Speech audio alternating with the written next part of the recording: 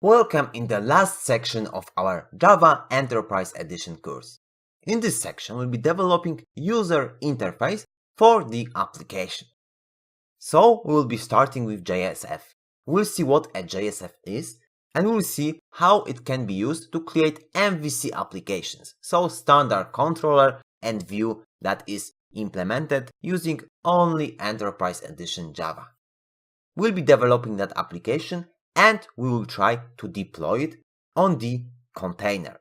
In the previous videos, we were using embedded server. So we started server from Maven and everything worked out of the box.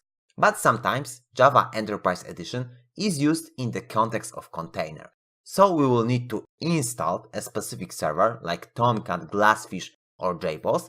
That server is constantly running and we are packaging our application and deploy them into that container.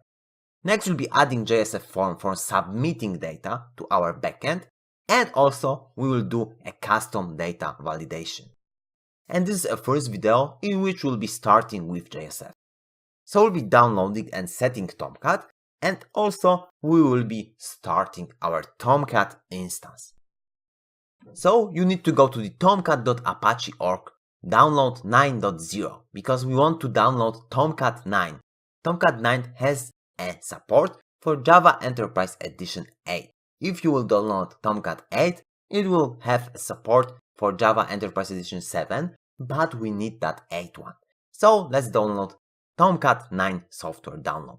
You can download it from this site, and you can see that after it will download will be a zip file.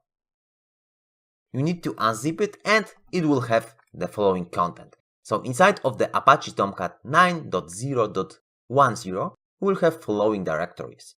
We have logs, web apps, bin, lib, temp, conf, but for us the most important thing now is a bin folder. So let's go to the bin folder. We can see that there's a lot of scripts here.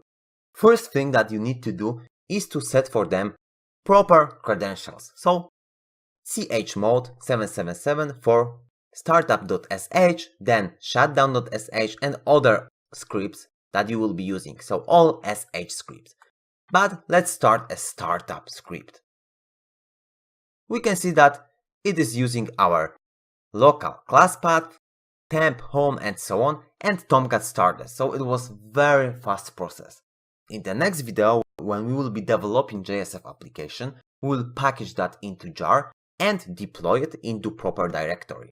So we'll get back to the root of our Tomcat directory folder and we'll be working with that directory in the next video.